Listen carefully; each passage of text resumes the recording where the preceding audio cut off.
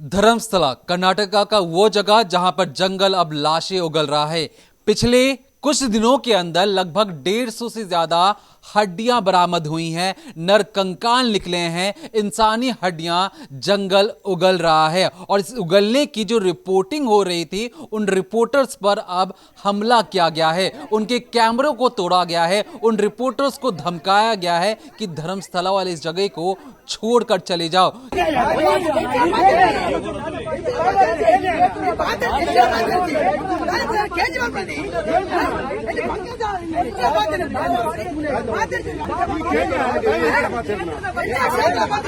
कैमरे को तोड़कर ये जो रिपोर्टर्स जो रिपोर्टिंग कर रहे थे वहां पर बाहर खड़े होकर वो इस वक्त अस्पताल पहुंच चुके हैं। ये जो तस्वीरें हैं चीख चीख कर गवाही दे रही हैं कि धर्मस्थला में इस वक्त रिपोर्टिंग करना कितना ज्यादा मुश्किल होता जा रहा है। जो गुंडे हैं वो सरेआम ऑन कैमरा दूसरे रिपोर्टर्स को धमका रहे हैं और बकायदा उन सबके चेहरे ऑन कैमरा रिकॉर्ड भी होते चले गए, जहां पर उनका सिर्फ और सिर्फ ये कहना है कि धर्मस्थला वाले इस जगह से जितने भी रिपोर्टर्स हैं वो फौरन इस जगह को छोड़कर चले जाएं। जो नाम सामने आए हैं, जिन रिपोर्टर्स के नाम सामने आए हैं, वो इस तरीके से हैं: अजय, विजय और अभिषेक। ये इस वक्त अस्पताल में मौजूद हैं। जो उनका जो कैमरा यूनिट है उसे तोड़ दिया गया है, मानो रील निकालने की उनकी कोशिश की गई हो, या जो उनका जो माइक्रोचिप था उसे निकालने की कोशिश की गई है कि जितना भी उन्होंने शूट किया है उस धर्मस्थला वाले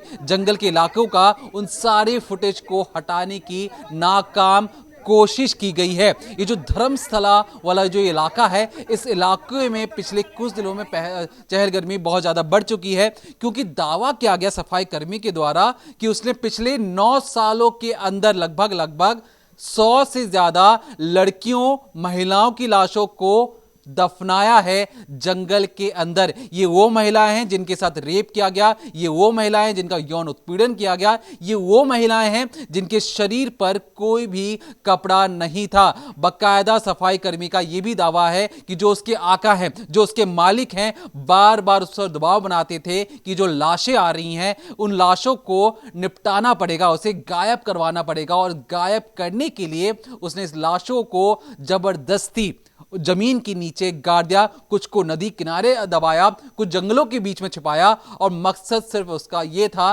कि लाशों की जानकारी किसी और को ना लगे। 1995 से लेकर 2014 तक लगातार उसने कई लाशों को दफनाया, लेकिन पिछले 11 सालों के बाद अचानक से वो सामने आता और कहता है कि मुझे आत्माएं परेशान कर रही हैं। उन महिलाओं को, उन लड़कियों की जो आत्माएं हैं जिनका अंतिम संस्कार नहीं हुआ, मैंने उन्हें दफनाया है, अब उनकी आत्मा मुझे परेशान कर रही है और मैं चाहता हूं कि पुलिस मेरे बताए गए उन लोकेशन पर जाए और वहां से उनकी बॉडीज बाहर निकाले। बकायदा पुलिस को मजिस्ट्रेट के सामने खोपड़ी दिया गया, खोपड़ी को बोरी में भरकर कोर्ट में पेश किया गया और कहा कि देखिए जज साहब, ये रही वो खोपड़ी और ये रहा वो सबूत जिसमें मैं दावा करता हूं कि मैंने 100 लाशों को धर्मस्थला के जंगलों के बीचों बीच दफनाया है।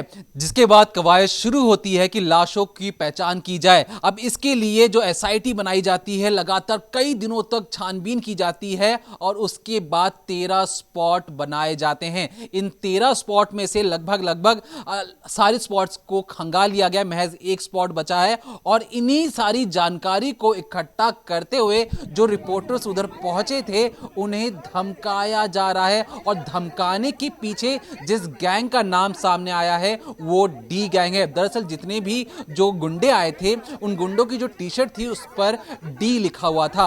अब ये जो डी जो शब्द है, इस डी शब्द का कई लोगों का ये भी मानना है कि धर्मस्थला के जो इलाके से जो लोग जुड़े हैं उन्होंने अपना नाम डी जोड़ा हुआ है। वहीं कई मीडिया रिपोर्ट्स का यह भी कहना है कि जो डी है, ये डी जो धर्मस्थला में जो ऑटो चलाते हैं, जो ऑटो चालक हैं, वो अक्सर इस डी के नाम को पहनते हैं, इस टी शर्ट को पहनते हैं। और दावा यह भी किया गया कि ये जो लोग हैं उन्होंने बकायदा कई मीडिया रिपोर्ट्स में भी ये भी दावा किया कि देखिए हम धर्मस्थला के प्राइवेट सिक्योरिटी हैं जो धर्मशाला के विरुद्ध जो भी गलत खबरें चलाई जाएंगी हम उसका विरोध करेंगे और उन लोगों के खिलाफ खुद ही एक्शन लेंगे। अब इस तरीके की संविधान में कौन सी इनको असीम ताकत मिल जाती है कि जो पत्रकार वहां पे खड़े होकर सवाल पूछते हैं, पुलिस से सवाल पूछते हैं, लोगों से सवाल पूछते हैं कि जंगल किस तरीके से लाशें उगल रहा है, उन पर इन लोगों को किस अधिकार के साथ हमला करने का हक मिल जाता है।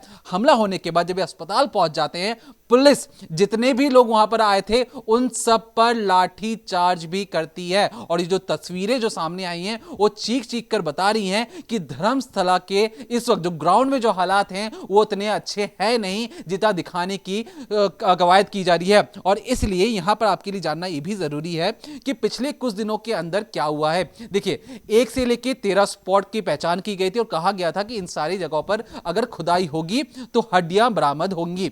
1 से लेकर 5 में कुछ नहीं मिलता है, लेकिन अचानक से 6वें नंबर पर जो साइट थी वहां पर जब खुदाई होती है कुछ कंकाल मिलते हैं। और इस कंकाल में क्या था, रीढ़ की हड्डी थी, जांग की हड्डी थी। इन हड्डियों को फॉरेंसिक लैब भेजा जाता है। फिर जो स्पॉट नंबर 7, 8, 9, 10 यहां पर कुछ नहीं मिलता है। फिर 11वें नंबर के स्पॉट के पास जब उसे लेके जाया जाता है उस सफाई कर्मी को, सफाई कर्मी पुलिस वालों से कहता है कि सर देखिए, जितने भी स्पॉट पे मैं आपको लेके गया वहां पर कुछ नहीं मिला। 100 मीटर दूर जो 11वां स्पॉट था, 100 मीटर दूर आप चलिए, जंगल के बीचों बीच चलिए, वहां पर आपको बहुत सारी चीजें मिलेंगी। मिलता क्या है वहां पर? दरअसल उस पेड़ के ऊपर एक साड़ी को लटकाया गया था या फंसाया गया था। उस स्पॉट के नीचे जब खुदाई शुरू की गई तो महज 3 फीट की खुदाई में एक नरकंकाल या कहें लाश जैसी चीज मिलती है। उस लाश को बाहर निकाला जाता है, फिर भी खुदाई चालू रहती है और लगभग 140 हड्डियां बरामद की जाती हैं, जिसमें एक खोपड़ी भी थी, रीढ़ की हड्डी भी थी, जांग की हड्डियां भी थी और 5 दांतें और कई तरीके की हड्डियां वहां से निकलना शुरू हो जाती हैं।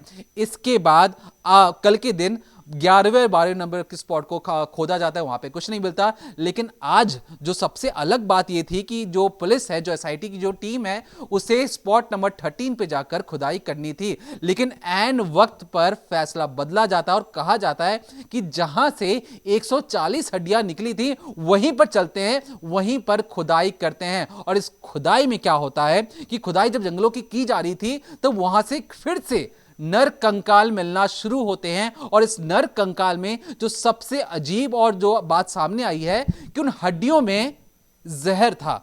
3 ऐसी हड्डियां मिली हैं जिसमें जहर मिलने की जो बातें सामने आ रही हैं। और जिस मिट्टी पर वहां पर रखा गया था उस मिट्टी में भी जहर मिला है। जो फॉरेंसिक टीम पुलिस वालों के साथ गई थी उन्होंने इस बात की तस्दीक की है और इस हड्डी को, उस मिट्टी को बाकायदा फॉरेंसिक लैब उसी वक्त भेज दिया गया है। और इसके लिए जो आज पूरे दिन जो खुदाई चली है, कवायद जो शुरू हुई है, उसमें एकदम टाइट सिक्योरिटी रखी गई थी ताकि कोई भी खबर बाहर निकल ना पाए। लेकिन जब देर शाम मजदूर बाहर जाते हैं और जब सारी चीजें बताते हैं तब जाके सबके हाथ पैर फूलने शुरू होते हैं। लेकिन इस पूरी कवायद में कितने रुपए खर्च हो रहे हैं कर्नाटका की सरकार की, या जो टैक्स पेयर्स की जो पैसे हैं, कितने रुपए खर्च हो रहे हैं? एक अनुमान के मुताबिक 2 लाख रुपए हर रोज खर्च हो रहे हैं इस ऑपरेशन में। जहां पर दावा यह है कि जो एसआईटी की जो टीम है वो 250 से लेकर 260 लोगों की टीम है, जिसमें 200 पुलिस वाले हैं, जो 15 पुलिस अधिकारी हैं, कुछ फॉरेंसिक वाले हैं और जो नगर निगम के लोग हैं, और 15 मजदूर हैं। जो 15 मजदूर हैं उन्हें जो पर डे का जो उनका जो खर्चा है वो है 2000 रुपए, और 15 मजदूरों का लगा लीजिए तो 30,000 रुपए इसके हो गए।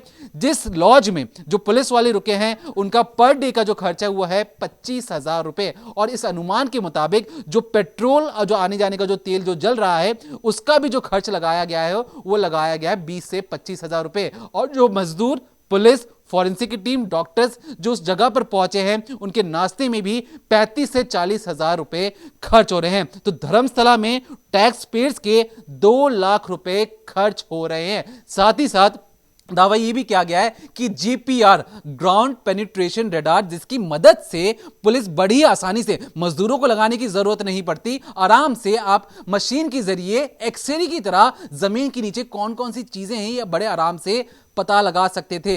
लेकिन दावा यह किया गया है वकीलों के द्वारा कि देखिए, जो कर्नाटका के आसपास जितनी भी जीपीआर यानी ग्राउंड पेनिट्रेशन रडार जो चीजें थी वो अचानक से किसी प्राइवेट कंपनी ने उसे खरीद लिया है और इस वजह से जो पुलिस है उसे किराए पर नहीं ले पा रही है। और जो जीपीआर है इसकी अगर मैं एक्चुअल कॉस्ट की बात करूं तो महज 25 से 35 लाख के बीच का इसका जो रेट है, लेकिन किराए पर लगभग 2 दिन और या 3 जगहों पर ले जाने के लिए उसका पर डे का जो खर्च है वो है 1.5 लाख रुपए। तो पैसों की दिक्कत नहीं है, लेकिन जो मशीन है उसे किसी प्राइवेट संस्था ने अपने नाम पर, जब से धर्मशाला का जो ऑपरेशन शुरू हुआ है, उसे अपने नाम पर बुक कर लिया। इस वजह से पुलिस के हाथ में ये जीपीआर वाला सिस्टम नहीं आ रहा है। तो इस पर भी सवाल उठाए जा रहे हैं कि क्या पुलिस से कोई चूक हुई है। फिलहाल के लिए जिस तरीके से पत्रकारों और रिपोर्टर्स पर वहां पे हमला हो रहा है उसे निंदा के तौर पे देखा भी जा रहा है। और जो डी है, जो ऑटो वाले हैं, उनका बार बार ये कहना है कि देखिए हम तो यहां पे लोगों की सुरक्षा के लिए आए हैं, जो भी धर्मस्थला के ऊपर कोई गलत प्रचार करेगा, गलत खबरें चलाएगा, हम उसे इसी तरीके से मारेंगे। तो इस पर जो वहां की जो लोकल पुलिस है वो कौन सी कार्रवाई करती है, क्योंकि जो तस्वीरें सामने आ चुकी है, लोगों के चेहरे सामने दिखाई दे रहे हैं। अब इन चेहरों को कब गिरफ्तार किया जाएगा, कब सलाखों के पीछे पहुंचाया जाएगा, ये खुद वहां की लोकल पुलिस बता सकती है। और लोकल पुलिस एक्शन लेके ये भी जाहिर कर सकती है कि मीडिया की जो आजादी है उस पर कोई चोट नहीं की गई है। तो फिलहाल के लिए इतना ही। देखते रहिए क्राइम तक।